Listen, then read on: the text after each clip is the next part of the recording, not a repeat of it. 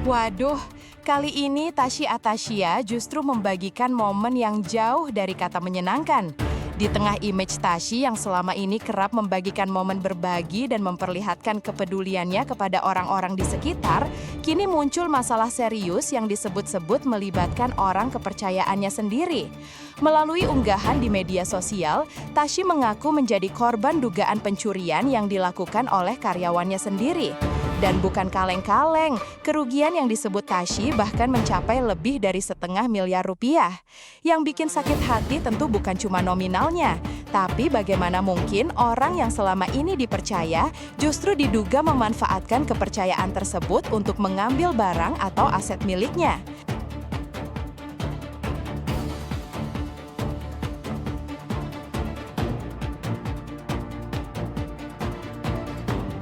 Nggak nyangka gue juga ngapain udah tahu di sini kita fokusnya bersedekah. Lo ngerti nggak sih, kita di sini fokus sedekah. Lo tiap hari ngeliat gue kerja syuting, minta lo bantuin aja, bantuin barang, sedekahin ya. Lo bilang buat pengajian lo lagi jalan di tempat kerja yang fokusnya itu bikin konten sedekah, tiba-tiba lo maling di dalam situ. Lo nggak mikir maksudnya lo tuh. Enggak tuh, gak kasihan sama Kata Tasya, Pak. Gue heran banget. Kan lo tahu capeknya Kata Tasya bikin Megalodon, bikin semua. Gue gak pernah ngambil hak orang, gue bonusin, gue selalu inget lo lagi pada lapar dikit aja gue langsung inget jajanin, saking kayak udah gue anggap anak gue sendiri lo semua. Dan lo setiap hari ketemu gue kayak gini, lo deket kayak gini. Coba gimana? Gue kan suka bilang, aduh gue ini agak susah nih sama manusia karena gue sering dihianatin, sering difitnah. Susah nih gue. Lo ngambil barang gue lebih dari 1,5 miliar angkanya. Tahu Kata Tasya sebagai Kata Tasya itu ART-nya ngambil tas Hermes punya dia. Nggak di-viralin, nggak di-posting, nggak segala macam. Kan lo saksi waktu itu. Ingat ya? Mau diambil tas Hermes, ingat? Nggak gue Di-viralin posting, nggak gue Kata Tasya itu baik banget. nggak gue tanya, nggak usah yang kemarin ini, yang sekarang ini aja. Kalau bukan karena Allah tiba-tiba ngasih tahu bukti ke kita, gue nggak pernah cari loh. Barangnya hilang udah dari kapan, Mel? Kita tahunya. Ini yang tahu tanya tahu lah. Enggak, kita sadarnya hilang dari Januari. Jadi bayangin dari Januari, Februari, Maret, April, Mei, Juni, Juli, Agustus, 8 bulan gue tahu 5 tas gue udah nggak ada, nggak gue cari tahu juga siapa yang ngilangin. Gue udah pasrah aja, gue bilang ya Allah berarti belum rezeki, mungkin nanti kalau rezeki insya Allah ya Allah balikin, udah gitu doang. Lah mungkin subhanallah aja sama Allah dibuka karena mungkin lo gerak-geriknya terus-terusan.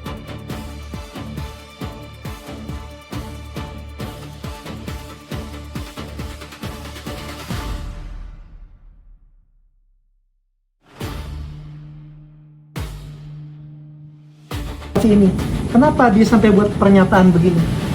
Karena semua rencananya, plannya, step by stepnya sudah dibongkar sama aku, sudah ketahuan. Makanya ini baru 1, 2, 3, banyak lagi yang lain-lain. Sampai terjadilah kasus Kata Tasya yang kemarin. Sudah minta maaf, sudah mengaku, tapi ya itulah manusia. Kadang yang baik itu bisa disalahin, habis itu mereka bikin versinya sendiri. Padahal kita nggak pernah memviralkan dia, nggak pernah ngungkit. Tiba-tiba bikin fitnah. Dan banyak orang-orang yang nggak tahu realitanya percaya, menghindari dia begitu. Makanya video ini dibuat dan ini harus diposting.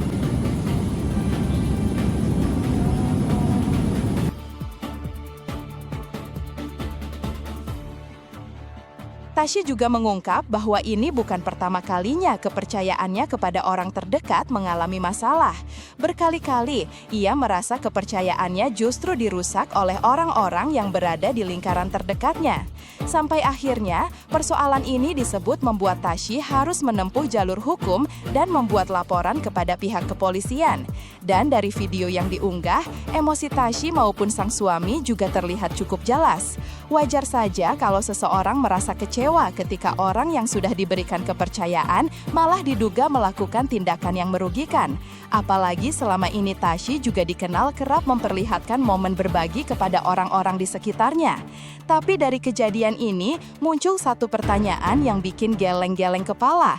Apakah kebaikan dan kepercayaan justru dimanfaatkan oleh oknum tertentu untuk mencari keuntungan pribadi? Namun perlu digarisbawahi, semua tudingan tersebut tetap merupakan versi dan pengakuan dari pihak Tasya. Soal siapa yang sebenarnya bertanggung jawab dan apakah dugaan pencurian itu terbukti secara hukum, tentunya harus menunggu proses penyelidikan serta keterangan resmi dari pihak berwenang. Yang jelas, kalau benar kerugiannya sampai lebih dari 1,5 miliar, ini bukan lagi masalah sepele. Dan mungkin dari kejadian ini, Tasya belajar satu hal, memberikan kepercayaan itu penting, tapi tetap harus ada batas dan pengawasan. Karena terkadang yang paling bikin kecewa bukan orang yang jauh, tapi justru orang yang selama ini kita percaya berada paling dekat.